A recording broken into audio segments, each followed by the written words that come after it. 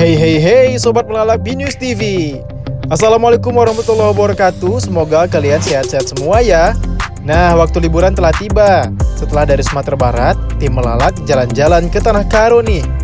Ya, kebetulan Melalak kali ini bertepatan dengan diadakannya Festival Bunga dan Buah 2022 di Brastagi, destinasi wisata yang akan kita kunjungi. Seperti apa keseruan acaranya? Yuk ikuti jalan-jalannya. Festival Bunga dan Buah Brastagi 2022 kembali digelar mulai 1 hingga 3 Juli 2022. Festival tahunan ini sempat terhenti selama 2 tahun akibat pandemi. Mengambil tema We Survive Pandemic, festival ini diharapkan ikut membangkitkan perekonomian di Kabupaten Karo, Sumatera Utara. Festival Bunga dan Buah ini pertama kali digelar pada 1980-an, tapi tak ada keterangan pasti mengapa dan kapan sebenarnya festival ini digelar. Awalnya perayaan Pesta Bunga dan Buah ini dilakukan karena masyarakat Karo mensyukuri karunia Tuhan berupa lahan yang subur dengan hasil pertaniannya yang melimpah. Orang Karo adalah suku pertama yang mendiami Brastagi, Kabupaten Karo, Sumatera Utara. Sebelum mengenal agama Kristen, mereka memeluk agama Pemena. Agama ini merupakan agama yang telah diturunkan oleh nenek moyang suku Karo. Catat Septiani M. Lita Sitepu dalam Informasi Budaya Suku Karo Sumatera Utara yang termuat di Jurnal Ilmu Informasi Perpustakaan dan Kearsipan pada September 2019.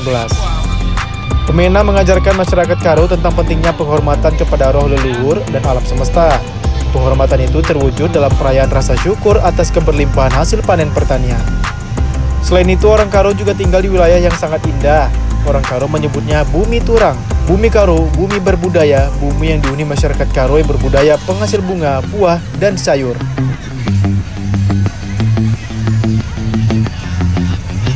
Brastagi diapit oleh 2 gunung berapi, Gunung Sibayak dan Gunung Sinabung. Letusan kedua gunung pada masa lalu meninggalkan tanah vulkanik yang membuat tanaman tumbuh subur. Keindahan alam ini hingga sekarang masih bisa dinikmati, bahkan telah menjadi objek wisata yang diperkenalkan dan dipromosikan secara terus-menerus oleh pemerintah setempat. Sebagai bentuk rasa syukur atas berbagi karunia itulah, orang Karo lalu membuat ritual besar bunga dan buah selama turun-temurun, meniadakan bagian acara penyembahan roh-roh leluhur, menggantinya dengan ibadah rasa syukur ditujukan pada Tuhannya, sedangkan pentas seni tradisi diperkaya dengan alat musik elektronik atau keyboard. Orang Karo kemudian menyebut ritual ini Pesta Kerja Tahun. Mereka merayakannya dengan sukacita, merias diri, menyajikan makanan enak, dan menggelar pentas seni tradisi. Ketika industri wisata Indonesia mulai berkembang, pemerintah setempat menetapkan Festival Kerja Tahun ini sebagai salah satu agenda wisata tahunan sejak 1988. Namanya pun berganti menjadi Festival Bunga dan Buah. Untuk meningkatkan pendapatan daerah dengan menarik para wisatawan agar datang berkunjung ke daerah ini serta memperkenalkan adat istiadat, budaya, dan lain sebagainya. Setelah 10 tahun penyelenggaraan, festival ini berhenti digelar karena krisis ekonomi pada 1998. Namun festival ini kembali dirayakan setelah krisis mereda. Festival terakhir pada 2019 mendatangkan hampir 100.000 orang. Pemerintah Karo berharap festival kali ini mendatangkan lebih banyak orang. Lebih banyak orang yang datang berarti menandakan lebih banyak kebahagiaan yang bisa dibagi.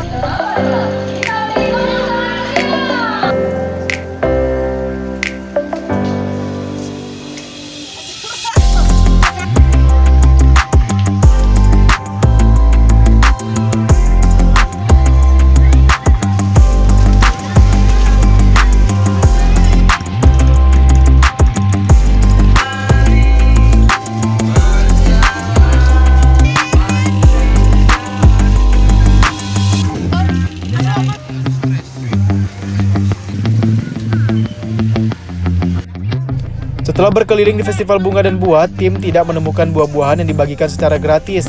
Pada akhirnya, tim Melalak bergeser ke pasar buah yang letaknya dekat dari lokasi acara. Ya, kalau ke Brastagi mau beli oleh-oleh di sini, sobat. Di tempat ini ada jual buah-buahan, baju, bunga-bunga, dan sebagainya. Dan jangan lupa ditawar ya, hahaha. Namanya juga backpacker low budget, guys. Hihihi. Belanja buah di Pasar Buah Brastagi dalam mengisi waktu luang pada saat berwisata di kawasan kota Brastagi merupakan kegiatan mengisi liburan yang menyenangkan. Dari pengalaman tim Melalak, wisata mengunjungi kawasan wisata belanja buah di lokasi ini terdapat bermacam jenis dan bentuk buah segar yang dijual. Menurut informasi yang tim Melalak terima, buah yang menjadi andalan di Pasar Buah Brastagi ini adalah buah jeruk dan markisah khas Brastagi. karena kedua buah tersebut dikenal memiliki rasa manis, buah yang khas. Bukan hanya buah-buahan yang dijual di pasar buah Brastagi ini, kita pun dapat menemukan hasil bumi dari Tanah Karo yang dijual di pasar ini, seperti sayur mayur yang terlihat masih segar dan bentuknya pun besar-besar. Coba saja lihat apa yang kami temukan dalam foto tersebut di atas. Sayuran buah tomat, sayuran wortel, ada juga terlihat bawang medan atau kerap disebut bawang karo yang hanya ada dan hidup di Tanah Karo. Saat ini kami bergeser di lokasi lainnya, terlihat jenis sayuran lainnya. Semua jenis sayuran yang ada sangat berbeda bentuknya dari tempat lain yang sering kami temukan. Untuk menuju pasar buah Brastagi, kita dapat naik kendaraan umum dan turun di kawasan Tugu Pahlawan. Lalu jalanlah untuk menuju Jalan Perwira Brastagi. Setelah itu, sahabat Direktori Wisata akan menemukan pasar buah Brastagi yang cukup terkenal di kawasan tersebut. Kita juga dapat menggunakan kendaraan pribadi jalur akses menuju pasar buah tersebut. Wisata pasar buah Brastagi memberikan pengalaman pribadi serta perjalanan wisata tim melalak di kawasan Brastagi. Mengenal lebih dekat sebuah tradisi kehidupan masyarakat lokal di kawasan ini dengan beragam potensi hasil bumi dan buahnya sangat luar biasa yang dihasilkan dari tanah bumi karo ini. Bagi teman-teman yang akan mengisi liburan di kawasan Brastagi, pasar buah tradisional ini bisa menjadi pilihan bagi kalian untuk belanja buah ataupun sayuran di sana. Semoga informasi ini bermanfaat ya teman-teman. Selamat liburan dan belanja.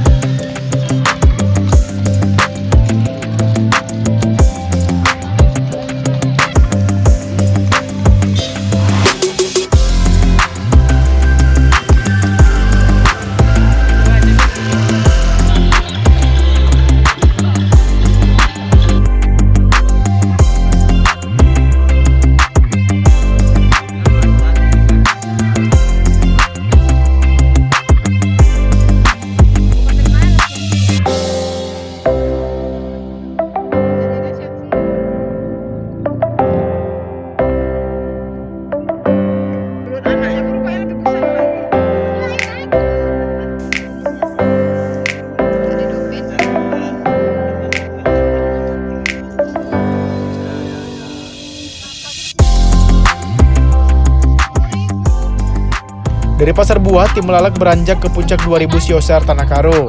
Ya, di akhir pekan pada umumnya banyak warga yang melakukan aktivitas di luar ruangan. Rencana-rencana mulai dibuat, baik hanya sekedar melepas lelah maupun rencana yang sudah dibuat matang jauh-jauh hari. Begitu juga dengan warga Medan, selain mal yang ada di dalam kota, tak sedikit warga yang keluar kota menikmati pemandangan alam. Area ke Brastagi menjadi andalan warga di sekitar Medan. Hal ini dikarenakan lingkungannya yang masih alami dan juga jarak tempuhnya yang tak banyak memakan waktu. Hanya sekitar 60 menit dari kota Medan, sehingga dalam waktu 1 hari bisa ditempuh pulang pergi tanpa harus menginap. Tentunya kocek yang dikeluarkan juga tak terlalu banyak. Di kawasan wisata Brastagi ini terdapat tempat-tempat wisata yang sering dikunjungi warga Medan dan sekitarnya. Misalnya pemandian air panas Debu-Debu, Bukit Kubu, Gundaling, Mickey Holiday, Pasar Brastagi, dan yang baru-baru ini sering dibicarakan adalah Puncak 2000 Siosar. Puncak 2000 Siosar ini berjarak kurang lebih 60 menit dari Brastagi dan merupakan area pegunungan atau bukit untuk melihat pemandangan lembah di sekitaran bukit tersebut. Terdapat spot-spot yang dibuat oleh pengelola kafe sehingga pengunjung bisa berfoto dengan latar pegunungan dan lembah bukit barisan. Hanya dengan membayar untuk per orangnya Rp5.000 saja, pengunjung sudah bebas mendokumentasikan kenangannya bersama keluarga ataupun rekan kerja.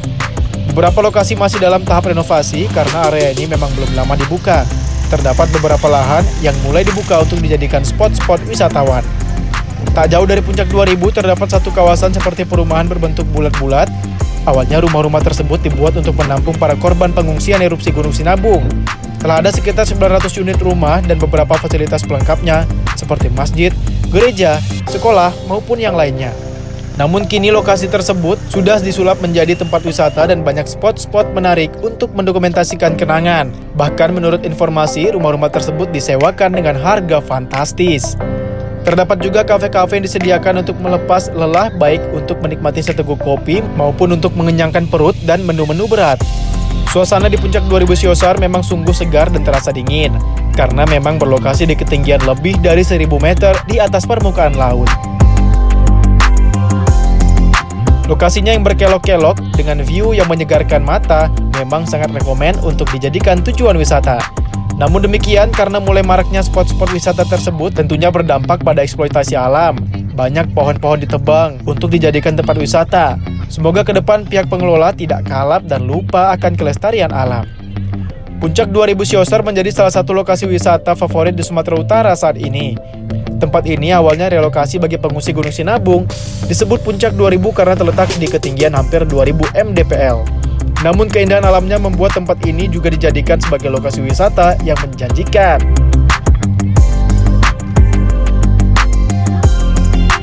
Daya tarik Puncak 2000 Siosar. Siosar adalah pusat relokasi tahap awal yang disiapkan pemerintah setempat. Ada 900-an unit rumah di bawah Bukit 2000. Berbagai sarana juga sudah dibangun. Tempat ini sering disebut negeri di atas awan. Lokasi yang tidak hanya menawarkan spot untuk berfoto saja, namun juga terdapat komplek perumahan yang dibatasi oleh perbukitan atau yang lebih dikenal relokasi Siosar. Warga yang tinggal di lokasi ini cukup ramah, bahkan meningkatkan taraf ekonominya dengan cara bercocok tanam serta menjajakan makanan untuk wisatawan. Terdapat kafe menarik seperti Zia Coffee dan Madu Evi. Tempat ini juga menawarkan penginapan yang menarik. Berlokasi di daerah Kabupaten Karo yang sering dikunjungi wisatawan lokal maupun mancanegara, Siosar terletak di perbatasan Karo dan Dairi, tepatnya di Kecamatan Merek, Kabupaten Karo. Jaraknya sekitar 20,3 km dari Kapenjahe. Kamu juga bisa menuju ke sana lewat desa Kacinambun, Kapenjahe. Dari kota Medan, kamu akan menempuh perjalanan kurang lebih 2 jam ke Kapenjahe, lalu kemudian sekitar 40 hingga 45 menit saja menuju Puncak 2000 Siosar. Umumnya setiap tempat wisata akan dikenakan biaya tiket masuk, namun kelebihan dari lokasi ini, kamu hanya dikenakan biaya parkir saja. Namun ada beberapa spot wisata di dalam yang memperlakukan tiket masuk. Fasilitas yang disediakan di Puncak 2000 Siosar sebagian besar adalah fasilitas untuk wisata kuliner. Adanya kafe serta warung yang menjajakan makanan dan memudahkan kamu, khususnya untuk tidak membawa bekal ketika datang ke lokasi Puncak 2000 Siosar. Jarak 15 km dari kantor pos Kapenjahe atau titik 0 km kota Kapenjahe, menuju Puncak 2000 Siosar dapat ditempuh dalam waktu 32 menit perjalanan dengan kondisi lalu lintas normal. Sepanjang perjalanan menuju tujuan di Puncak 2000, kita akan melintasi 3 desa, yakni Desa Singa, Desa Kutambelin, Desa Kacinambun, Kecamatan Tiga Panah, Kabupaten Karo. Puncak 2000 Siosar merupakan salah satu destinasi wisata favorit di Sumatera Utara saat ini.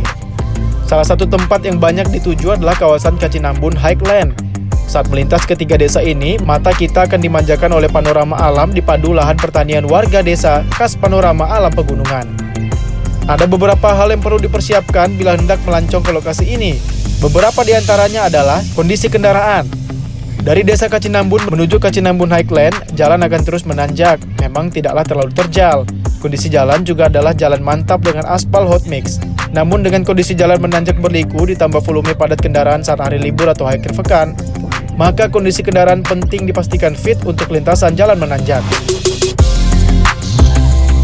Logistik dan bahan makanan. Di kawasan Kacinambun Highland tersedia banyak penginapan dan juga villa dengan berbagai ukuran, fasilitas, dan harga yang bervariasi. Namun secara keseluruhan nyaman untuk dihuni bersama keluarga, kerabat, atau rombongan. Khususnya di villa-villa yang tersedia secara umum menyediakan peralatan masak dan perlengkapan makan, sehingga menginap terasa seperti di rumah sendiri. Untuk itu penting membawa persediaan bahan makanan atau logistik sesuai kebutuhan dan lama menginap. Meskipun sudah ada swalayan di sekitar lokasi, tapi tidak semua kebutuhan dapur mudah didapatkan, kecuali tidak malas berbelanja ke desa terdekat. Seperti halnya alam khas pegunungan di tempat lain, kurang lengkap rasanya bila tidak membawa menu panganan, apakah daging ayam, ikan, atau jagung. Menikmati suasana dingin saat malam, kehangatan bersama keluarga, kerabat, atau rombongan akan semakin bertambah saat menyiapkan menu panggangan sebagai sajian makan malam. Lalu, apa saja yang bisa dilakukan di tempat ini? Berikut ini hanyalah beberapa di antaranya. Menikmati panorama alam yang instagramable. Kontur bentang alam kawasan Puncak 2000 Siosar yang berbukit-bukit dan dikitari pegunungan, dipadu dengan hamparan perladangan penduduk sekitar, menyajikan panorama alam yang mampu memberikan ketenangan. suasana sejuk dengan udara yang segar, serta berbagai spot foto Instagramable. Oleh sebab itu, sejak setahun belakangan ini, para pelancong dari berbagai daerah sekitar Tanah Karo, diantaranya Kota Medan, Binjai, Langkat, Deli Serdang, Siantar, Simalungun, dan sebagainya, ramai menghabiskan akhir pekannya dengan menginap atau sekedar jalan-jalan ke kawasan Kacinambun Highland atau Puncak 2000 Siosar. Selain suasana alamnya yang segar, cocok untuk membunuh kepenatan, wisata di alam terbuka juga menjadi pilihan yang semakin digemari sejak pandemi melanda. Bermain layangan dengan ketinggian alamnya sekitar 1.500 hingga 1.700 mdpl. Lokasi ini cukup berangin. Bagi keluarga yang membawa serta anak-anak, bermain layangan adalah salah satu pilihan yang mengasihkan. Tak butuh waktu lama untuk membuat layangan mengudara, hanya saja perubahan cuaca yang bisa terjadi mendadak, kadang panas lalu tiba-tiba berkabut, gerimis atau hujan lebat. Tentu kita perlu waspada dalam memperhatikan perubahan cuaca. Jelajah alam walau hanya sekedar jalan pagi, jalan sore atau bersepeda, medan jalan yang naik turun dari Puncak 2000 Siosar menuju kawasan relokasi pengungsi erupsi Sinabung adalah rute yang dipastikan cukup penguras kalori. Rute ini asik untuk dijalani bersama rombongan kecil sambil menikmati alam pegunungan. Bagi yang suka tantangan jelajah alam yang lebih ekstrim, ada juga jalur jelajah ke sebuah lokasi air terjun di sekitar hutan Siosar. Lokasinya tak jauh dari Puncak 2000, bisa ditempuh jalan kaki pulang pergi sejauh 1 jam perjalanan dari desa terdekat ke lokasi. Tentu saja menuju lokasi ini didampingi oleh pemandu dari desa sekitar lokasi. Bisa dibayangkan keseruan setelah kalori terkuras. Melalui rute jelajah alam, kita bisa menginap di sebuah villa yang nyaman dengan sajian panorama alam pegunungan, bukan? Menikmati matahari terbit dan terbenam. Berbeda dengan pemandangan matahari terbit dan terbenam di suatu pantai, menikmati matahari terbit dan terbenam dari ketinggian pegunungan relatif tidak terlalu mudah. Faktor cuaca seringkali menjadi kendalanya. Pagi atau sore seringkali adalah waktu turunnya kabut. Namun bila kita mendapatkan waktu yang tepat, momen matahari terbit dan terbenam di alam pegunungan akan menyajikan suasana cakrawala yang dramatik. Tentu saja bagi yang suka menikmatinya. Berbelanja buah di kebun petik sendiri. Memang belum begitu banyak tersedia lokasi berbelanja buah tangan saat mengunjungi lokasi ini. Namun 1-2 warga desa sekitar sudah mulai menyediakan kebun untuk belanja buah petik sendiri, utamanya adalah buah jeruk. Selain itu ada juga 1-2 pojok di pinggiran jalan yang menjajakan sayuran segar langsung dari ladang warga. Selain itu ada juga kafe dan restoran yang menyajikan menu makanan yang lebih modern dengan harga yang lebih tinggi, sebagaimana umumnya daerah tujuan wisata.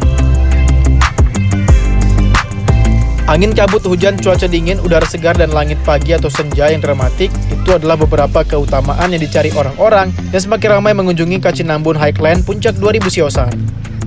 Tertarik untuk menjajalnya, ada baiknya untuk berkunjung ke sini dan menikmati suasananya dengan hati terbuka.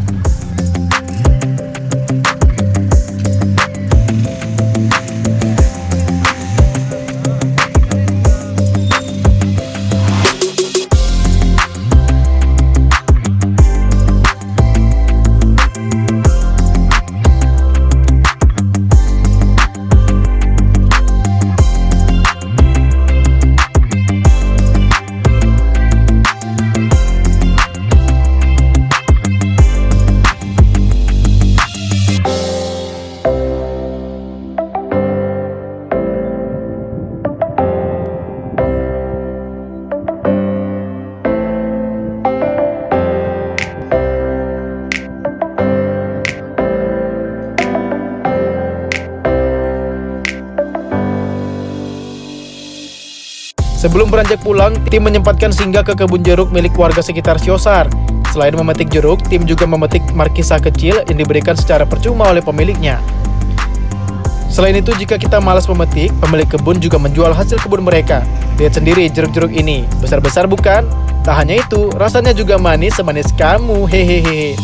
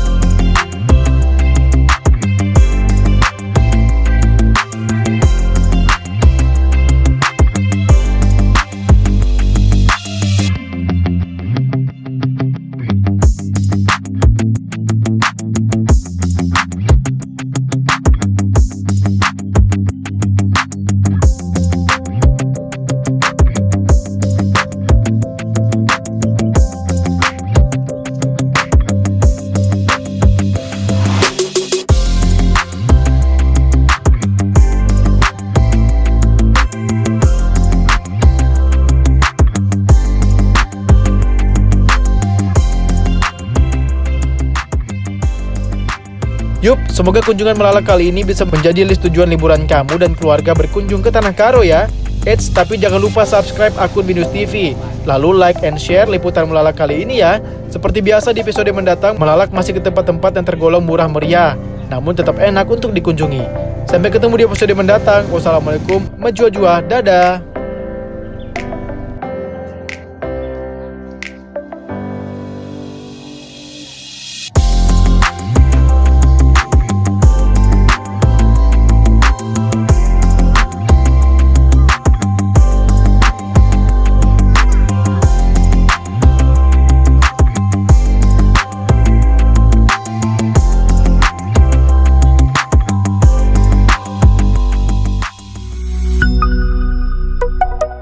BNews TV.